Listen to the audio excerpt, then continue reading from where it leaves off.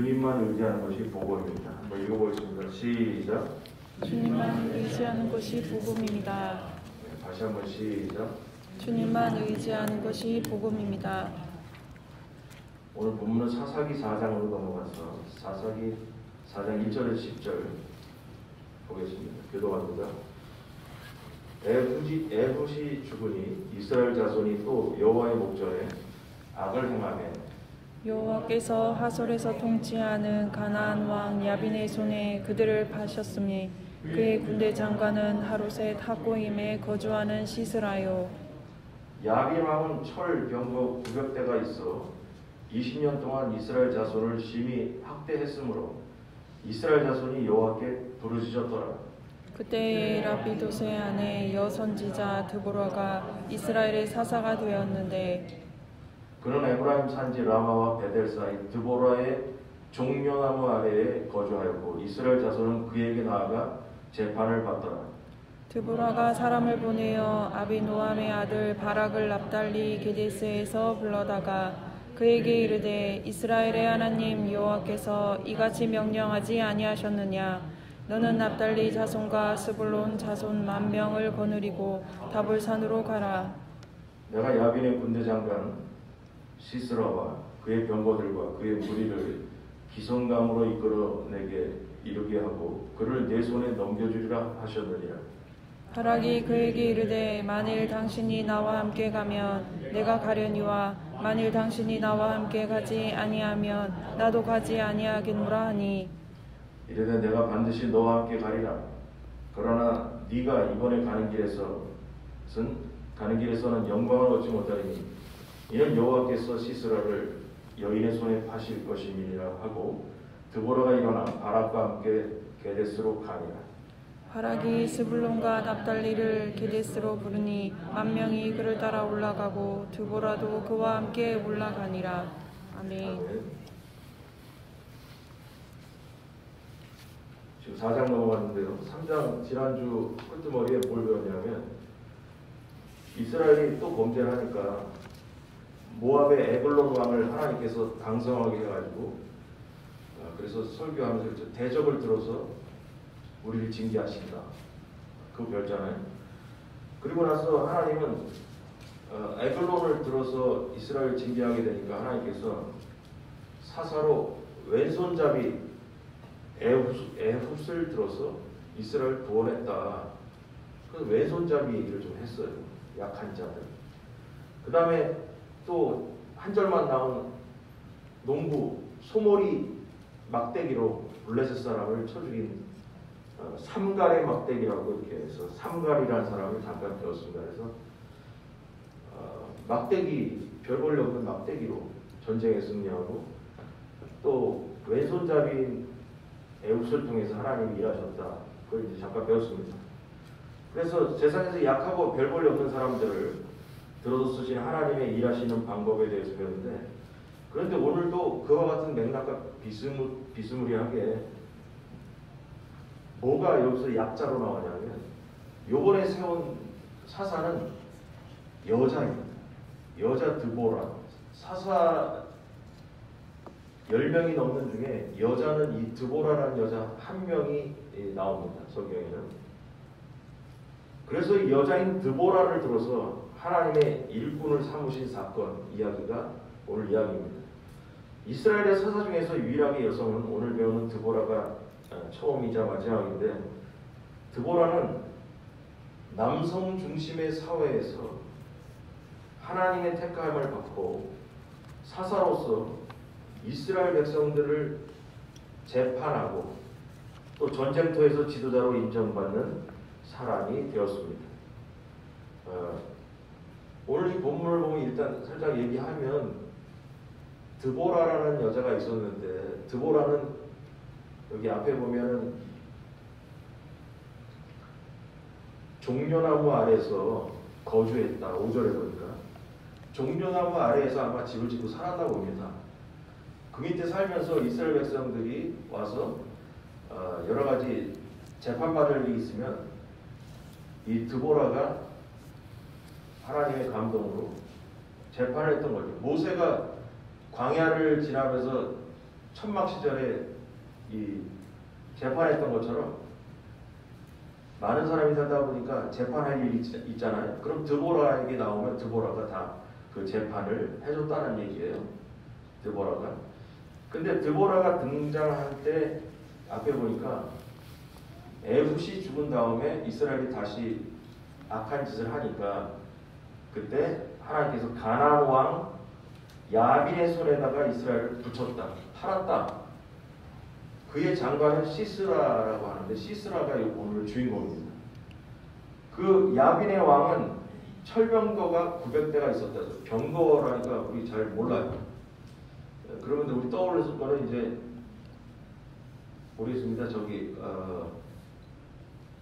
어르신들은 잘 몰라가지고 모를지겠지만 젊은 사람들은 옛날에 뭐 매너라는 영화 같은 거 보면 말이 뒤에 군인을 끌고 가는 병거가 이렇게 한 사람이 타고 가는 그런 거 있잖아요. 그 병거가 그 당시에 이 사상 시대 때는 고고학적으로 중요한 게 뭐냐면 철기 문명을 갖고 있느냐 없느냐가 전쟁의 당락을 결정했습니다. 그래서 저도 학교 다닐 때 배웠던 게 뭐냐면 블레셋 족속이 끝까지 살아남았던 이유가 뭐냐. 지금의 블레셋 족속이 지금 살고 있는 동네가 어디냐면 이스라엘 뉴스에 보면 많이 나오는 그 가자 지구가 블레셋이 살던 땅입니다. 그 사람들은 해양 민족으로서 북방에서 이렇게 배를 타고 건너와서 정착을 했다고 하는데 그 사람들이 들어오면서 가졌던 문화가 뭐냐면 철기 문명을 갖고 들어왔다는 거예요. 이때까지 뭐냐면 이스라엘은 칼 같은 게 철로 되어 있지 않았다라는 거예요. 그러니까 나무로 되어 있었다라는 거죠. 그래서 이스라엘의 문명과 철기 문명이 부딪히면 거의 싸움이 되지 않았다는 거죠.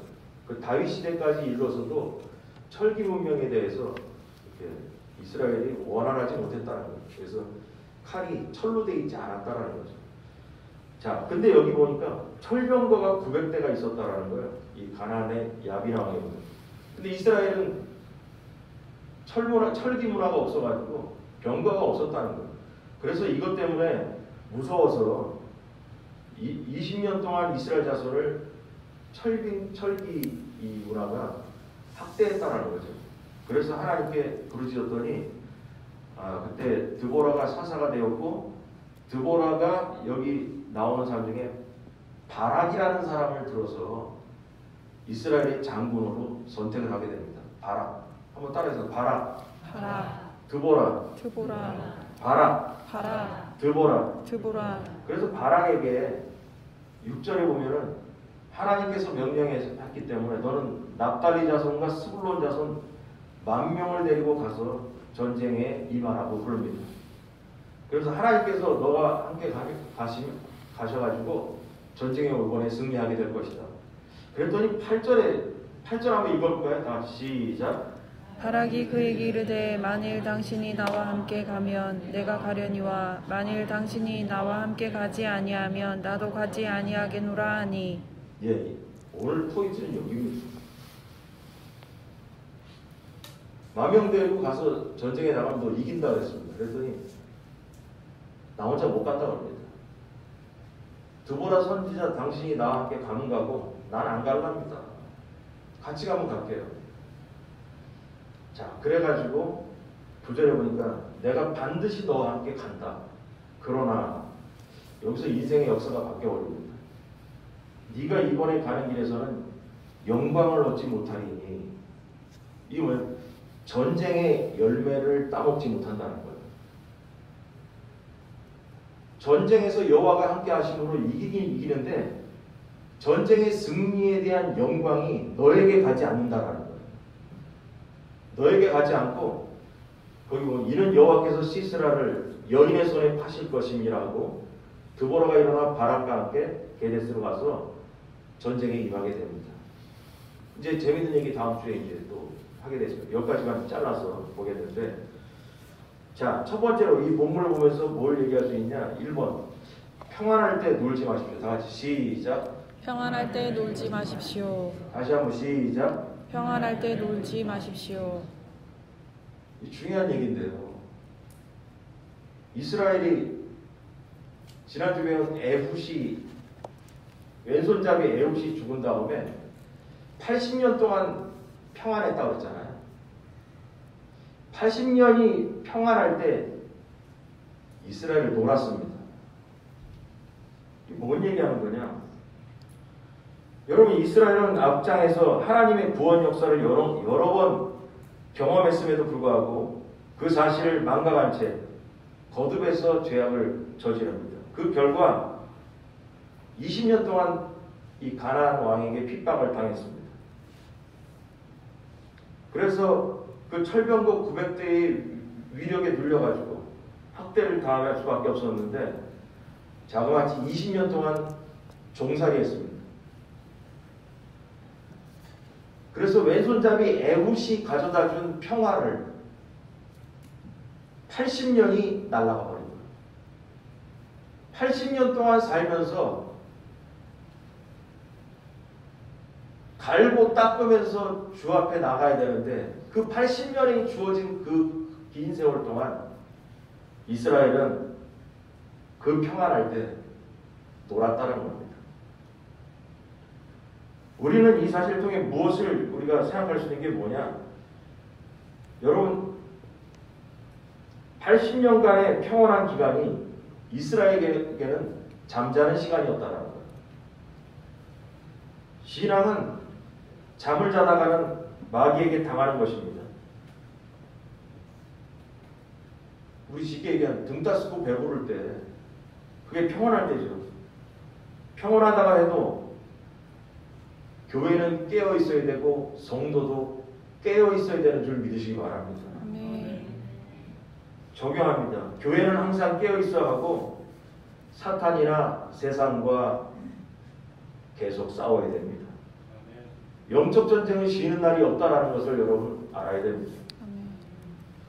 우리는 편안해서 쉬기도 하고 놀러도 다니고 기도도 안 하고 예배도 빼먹을 수 있죠.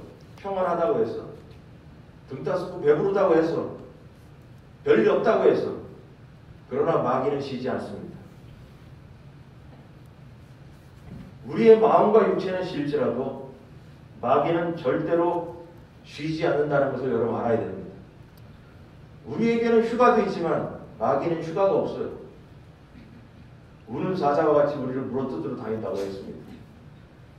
이스라엘은 가나안 족속을 완전히 정복하지 않고 가나안 땅에 남겨두었기 때문에 그것이 그들에게 악을 행하게 하는 올무가 되었던 것입니다.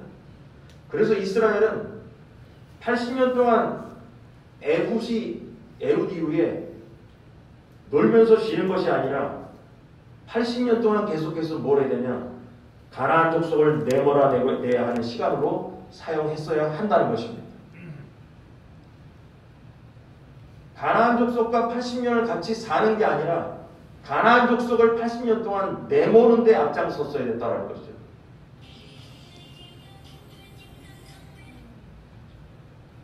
마찬가지로 우리에게 적용하면 우리도 평안하다고 해서 영적으로 싸우지 않고 세상과 타협을 하면 순간적인 즐거움은 얻을 수 있을지라도 그 세상의 염려나 재물의 유혹 등에 쉽게 넘어가게 되고 하나님이 주신 평강과 복을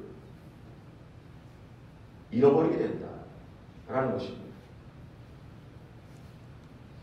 만일 우리에게 십자가에 대한 진정한 믿음이 있다면 죄와 거룩함에 대한 인식을 하게 될 것이고, 다시 말해서 죄를 혐오하고 거룩함을 열망하는 자가 되어야 된다는 것입니다. 이스라엘이 80년 동안 그들에게 주어진 가나안 족속을 쫓아내는데 일을 했어야 된다고 지금 얘기를 했어요. 그럼 그걸 우리에게 적용하면 우리도 뭐냐면 인생에서 평안기에 뭐 그냥 죽을 만큼의 큰일이 안 터지더라도 그냥 그럭저럭 살 때 아, 나 평안하구나. 그게 아니라 그 기간 중에도 우리는 우리에게 주어진 죄와 거룩함에 대해서 싸워야 된다는 것입니다. 그래서 이스라엘은 80년간은 쉬는 기간이 아니라 잠자는 기간이 아니라 가나안의 족속을 내몰아내는 기간으로 사용했어야 된다는 것입니다. 우리도 하나님이 주신 평안과 기쁨을 누리려면 항상 쉬지 말고 영적 전쟁을 통해서 세상을 이기고 온전한 가나안 백성으로서 살려고 하는 성도가 되도록 노력해야 된다라는 거예요. 아멘. 그럼 여러분에게 묻습니다. 여러분은 지금 어떻습니까? 평안합니까? 이스라엘 백성처럼 이스라엘 백성이 80년 동안 평안했던 것처럼 여러분 인생 살면서 그렇게 큰일 없이 그냥 잘 먹고 잘 사십니까? 이때 놀면서 쉬지 말기 바랍니다. 이스라엘처럼. 계속해서 우리에게 일어나는 죄를 멀리하고 하나님을 향한 거룩으로 달려가기 바랍니다. 아멘. 내 마음속에 있는 죄의 가나안 족속을 뽑아내시기 바랍니다. 아멘. 이것이 우리의 살 길입니다. 죄를 멀리하지 않으면 죄가 우리를 고통으로 이스라엘을 인도한 것처럼 우리를 인도하게 할 것입니다. 그렇게 우리는 평소에도 죄와 싸우는 거룩한 군사로서 살아야 된다는 것입니다. 아멘. 고통과 사망의 자리에서 벗어나도록 악과 싸워야 하는 것입니다. 그런데 이 싸움은 우리가 이길 수밖에 없는 싸움이라는 걸 여러분 믿으시기 바랍니다. 아멘. 왜냐? 예수님께서 미리 이기셨기 때문에 그렇습니다. 아멘. 그러므로 나도 이길 수 있다는 걸 여러분 믿으시기 바랍니다. 아멘. 그래서 전쟁을 두려워하지 말기 바랍니다. 우리 그리스도인들에게는 전쟁은 끊이지 않는 것입니다. 원래 우리에게는 전쟁이 끊이지 않게 팔자가 만들어집니다. 이스라엘 백성이 가나안 땅에 들어가서 전쟁을 지어야 되는 것이 아니라 이스라엘 백성 가나안 땅에 들어가서 남아있는 가나안 족속을 끊임없이 전쟁을 통해서 내몰아내야 되는 것이 그들에게 원래의 인생 수순이었습니다. 그런데 뭐냐? 안 내쫓았죠. 가나안 족속과 그 땅에서 그냥 같이 살았죠. 같이 살다가 그들이 인생이 어려워진 거예요. 그 내용을 우리에게 땡겨오면 적용하면 이거예요. 우리도 죽는 날까지 우리는 영적 전쟁을 마귀와의 싸움이 끊어지는 것이 아니라 죽는 날까지 있다라는 거예요. 우리 마귀와의 싸움이 쉬는 것이 아니에요. 끝까지 있다라는 거예요. 쉬고 놀고 잠자고 할 시간이 아니라는 거죠. 예수님도 이 땅을 떠나는 날까지 마귀와의 전쟁을 쉬는 날이 없었어요. 그래서 성경에 나와 있어요. 하나님의 아들이 이 땅에 오신 것은 뭐냐? 마귀를 멸하려고 오셨다 그랬습니다. 그러므로 우리도 뭐냐? 마귀를 멸하기 위해 살아야 되는 겁니다. 마귀와 전쟁하는 것이 예수님만 하는 것이 아니에요. 우리도 해야 되는 겁니다. 그래서 우리에게 주어진 이 일본의 내용을 들으면서 평안할 때 놀지 마십시오라는 얘기를 들으면서 내 가문과 내 인생에 또 우리 교회에 우리의 모든 사역에 들어와서 앉아있는 가나안 족속이 무엇인가를 분별해서 그 가나안 족속을 뽑아내려고 하는데 영적 전쟁을 해야 되는 겁니다. 쉬면 안 되는 거예요. 쫓아내야 된다는 거예요. 두 번째로 악한 세력과 항상 싸워야 합니다. 다 같이 시작. 악한 세력과 항상 싸워야 합니다. 자, 드보라가 바락을 불러서 10,000명을 데리고 나가서 싸우라고 얘기합니다. 하나님께서 분명히 7절에 보니까 내가 야빈의 군대장관 시스라와 그의 병거들과 그의 무리를 기송강으로 이끌어내게 이르게 하고 그를 내 손에 넘겨주리라 하셨느니라. 네가 분명히 이번 전쟁에서 승리할 것이다 라고 약속을 합니다. 여러분, 하나님은 불가능한 것을 우리에게 맡기시는 분이 절대 아닙니다. 하나님께서 전쟁에 나가서 질 줄 뻔히 알면서 전쟁에 나가라고 하는 분이 아닙니다. 우리의 아버지께서는 우리의 자녀가, 하나님의 자녀가 세상 나가서 승리하지 못하고 맨날 매만 맞고 하는 것을 즐겨하는 분이 아닌 거예요. 질 거 뻔히 아는데 나가봐라. 너 승리할 거야. 거짓말하는 분이 아니라는 것이죠.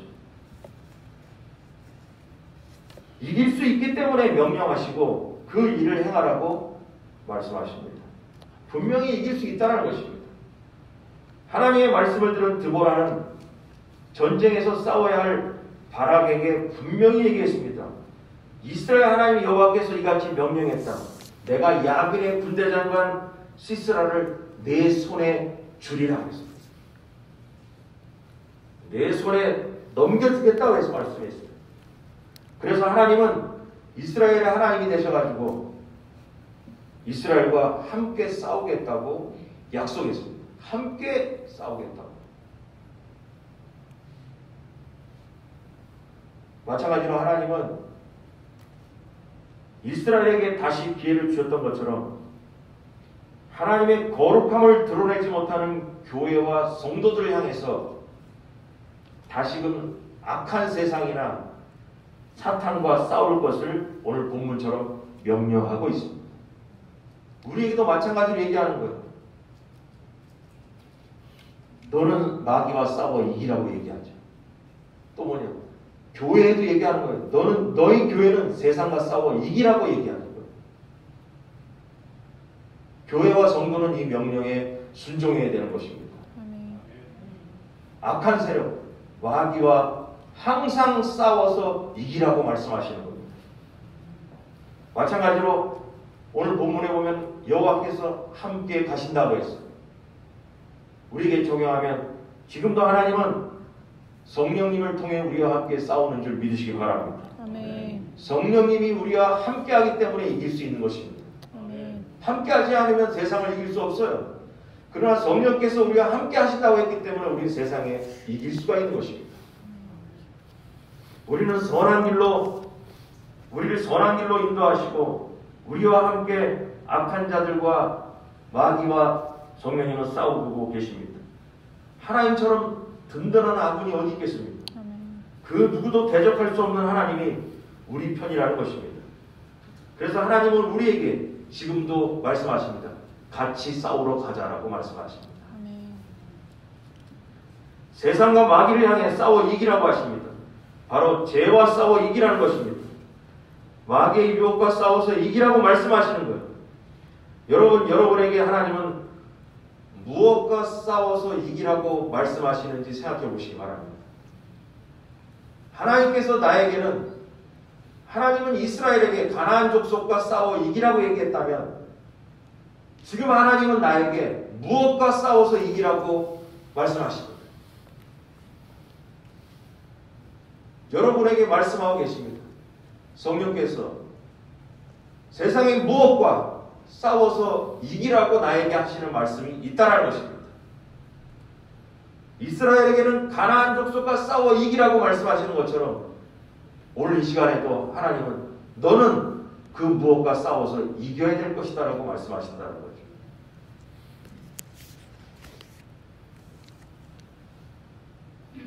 성령님께서 같이 싸워주실 것이기 때문에 분명히 이길 수 있으니 싸워서 이기라고 하십니다. 여러분 죄와 싸우기 바랍니다. 아멘. 꼭 승리할 것입니다. 아멘. 할렐루야. 아멘. 마지막으로 주님만 바라봐야 합니다. 다 같이 시작. 주님만 바라봐야 합니다. 다시 한번 시작. 주님만 바라봐야 합니다.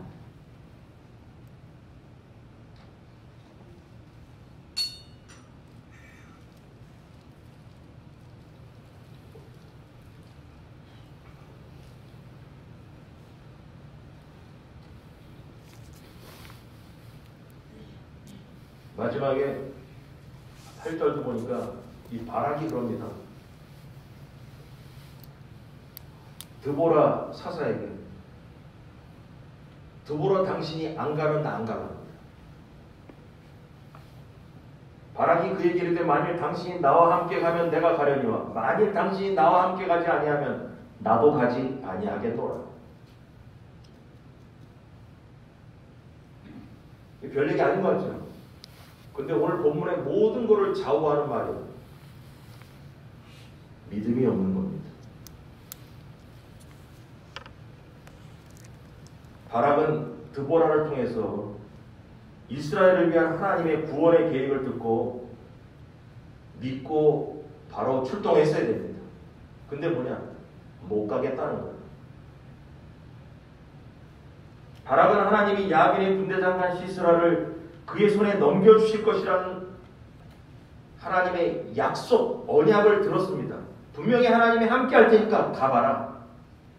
너 분명히 이번 전쟁에 승리할 수 있다. 왜냐? 여호와께서 함께 하니까 너 분명히 이긴다. 그렇게 얘기했습니다. 하지만 자신이 부족했는지 어쨌는지 드보라가 가지 않으면 나도 안 가겠다라고 얘기하는 거예요. 그러자 9절에 보면 내가 반드시 너와 함께 가겠다. 그러나가 중요한 거죠. 네가 이번에 가는 길에서는 영광을 얻지 못하겠다. 너는 이번 전쟁에서 승리하더라도 네가 잘해서 승리했다는 얘기 못 들어먹을 거다. 너의 전쟁의 공이 없어질 것이다라는 거예요.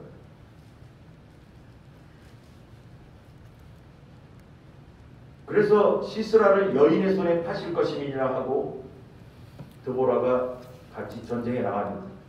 그래서 요 10절까지 오는데 11절부터 보면은 전쟁에 승리합니다. 전쟁에 승리했더니 한 사람도 다 남기지 말고 다 죽입니다. 바락이. 단 뭐냐? 시스라가 도망을 갑니다.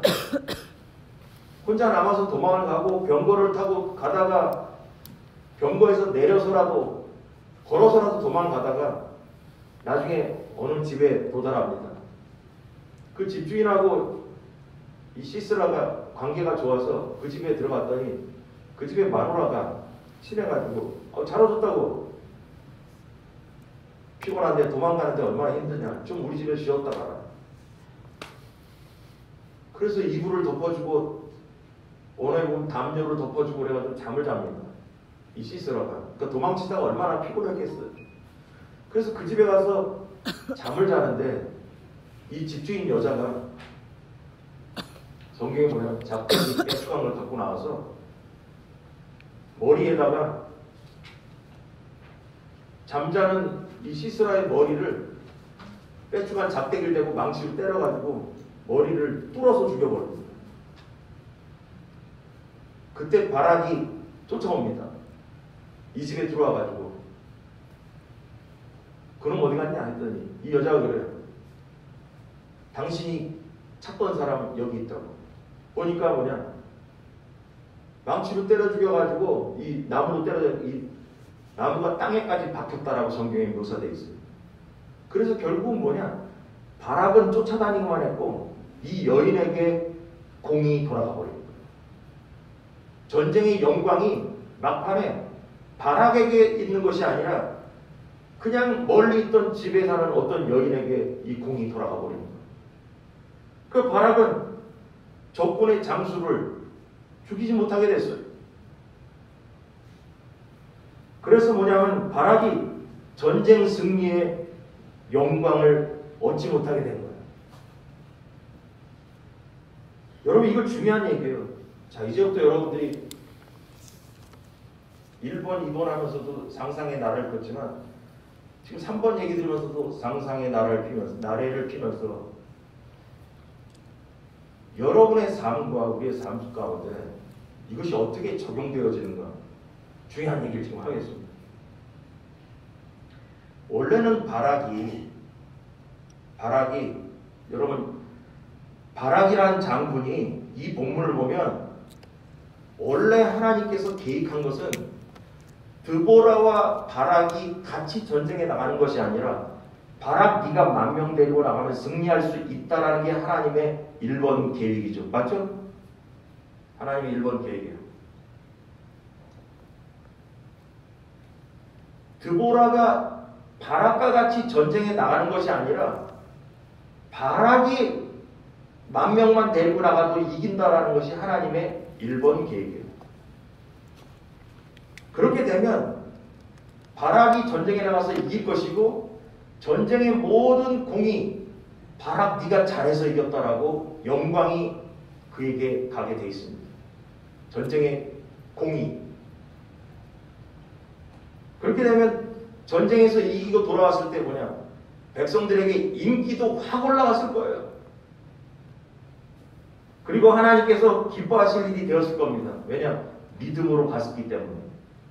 그런데 바락은 드보라가 전해준 하나님의 말씀을 믿지 못하겠다는 거예요. 그래서 뭐냐? 하나님은 2번 계획이 작동하기 시작한 겁니다. 즉시. 그래서 뭐냐면 바락에게 죽어야 될 시스라가 다른 여인에게 죽게 되는 계획으로 바뀌게 된 것입니다.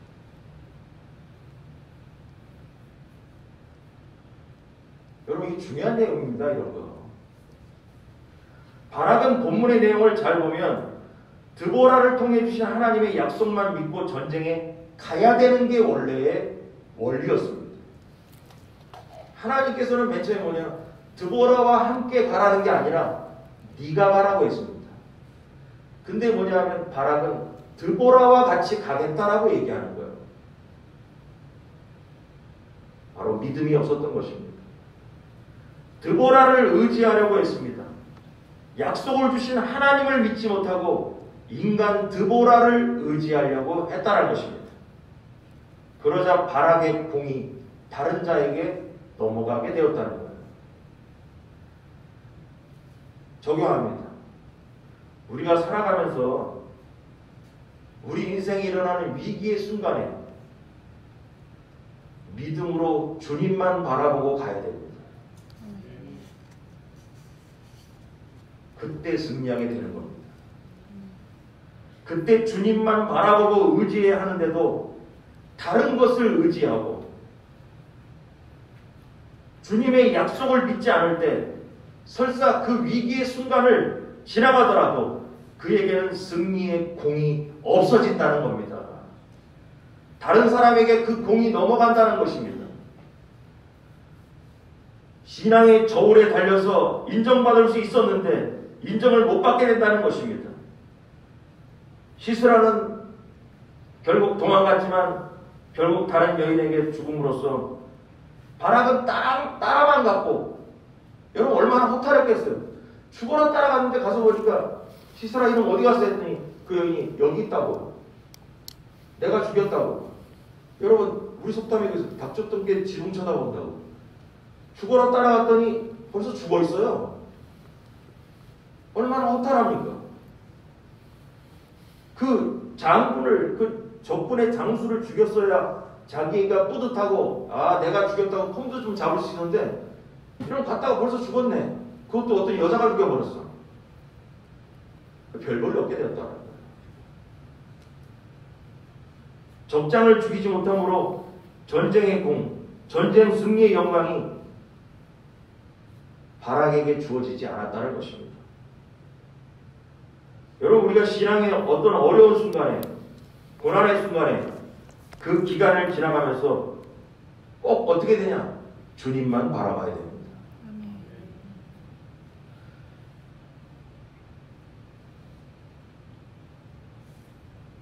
약속의 말씀만 바라보기 바랍니다. 그래야 승리합니다. 그리고 그 승리의 영광이 우리에게 돌아옵니다. 하나님께서 그를 잘했다라고 얘기하시는 거예요. 너 그때 잘했다라고 얘기하는 거죠. 근데 바락은 잘했다라는 얘기를 못 듣는 겁니다. 여러분 돌아보십시오. 고난의 순간이 누구에게나 옵니다. 여러분들 살아오면 그때가 참 고난의 시간이었고 너무 어려운 고통의 시간이었다. 있었습니다. 누구에게나 그런 고난의 순간이 오지만 여러분 시간이 지나면 다 지나가기 마련입니다. 다 지나가기 마련입니다. 그 당시는 어쩌나 하지만, 어떻게 사나 하지만 시간이 지나면서 다 지나왔기 때문에 이 자리에 앉아 있습니다. 그때 기억해 보십시오. 그때 주님만 바라봤던가 내가 그때 주님만 바라봤던가. 그때 내가 돈이 좀 있어가지고 돈만 바라보지 않았던가, 돈을 의지하지 않았던가, 돈이면 이 고난을 해결할 수 있다라고 돈을 바라보지 않았던가, 그때 주님을 바라봤어야 되는데 주님 안 바라보고 돈 바라보고 살지 않았던가. 그 기간에 내가 아는 어떤 사람 바라보고 그 사람을 의지하면서 그 사람이 뭘 해결해 주겠지, 그 사람 때문에 부모가 뭐 어떻게 바라보니까 해결해 주겠지, 내 자식이 어떻게 하겠지, 그랬던 사람은 바락과 같은 인생 길을 가는 겁니다. 오로지 주님만 의지해야 됩니다. 그 기간 중에 만군의 여호와만 의지해야 되는 줄 믿으시기 바랍니다. 그럼 만군의 여호와를 의지하려면 뭐 하나님께서 나타나가지고 나만 믿어, 그렇게 역사하진 않아요. 우리에게 뭘 주셨냐? 말씀을 주셨죠. 태초에 말씀이 계시니라. 그 말씀이 육신이 되어 우리 가운데 거하셨다 그러죠. 우리에게 주신 하나님의 말씀이 바로 예수 그리스도와 같은 거예요. 하나님과 같은 거예요. 그럼 우리는 뭘 믿어야 되냐? 눈앞에 나타나는 예수님을 믿는 것이 아니라 우리에게 주어진 말씀의 약속을 믿으시기 바랍니다. 아멘. 이게 신앙의 원리입니다. 그래서 바락은 드보라의 입술을 통해 나온, 너 이번에 전쟁 10,000명 데리고 나가면 분명히 이긴다, 여호와께서 함께 하신다고 해서 이긴다, 그 말만 믿고 가면 되는 거였어요. 근데 뭐냐, 이 사람은 나 못 믿겠다. 드보라 당신, 보이는 당신이 같이 가야겠다. 여러분, 우리가 신앙생활 하면서도 안 보이는 하나님의 말씀을 믿기가 좀 찝찝하고 나 못 믿겠는데 내 눈에 보이는 돈을 의지하고 내 눈에 보이는 사람을 의지했다면 어차피 지나옵니다. 그 기간을 어차피 지나왔어요. 그 지나온 그 기간 중에 여러분에게는 잘했다라는 공이 아무것도 없다라는 거죠.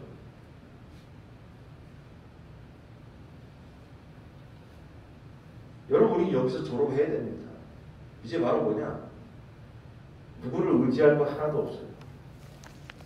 돈을 의지할 것도 없어요. 내 건강을 의지할 것도 없고요. 내가 잘난 것을 의지할 것도 하나도 없어요. 다 뭐냐? 주님만 의지하기 바랍니다. 아멘. 그게 뭘 의지하라는 얘기냐? 오늘 본문에 보니까 여호와께서 함께 가신다고 했습니다. 다음 장에 보면은 11절부터 내용을 보면 여호와께서 먼저 가서 싸우셨다고 해요. 그럼 우리는 뭐냐면 이 시대에 성령께서 나와 함께 싸우는 줄 믿으시기 바랍니다. 아멘. 그럼 성령님께 이런 일이 일어날 때 뭘 해야 되냐? 가르쳐 달라고 해야 되고,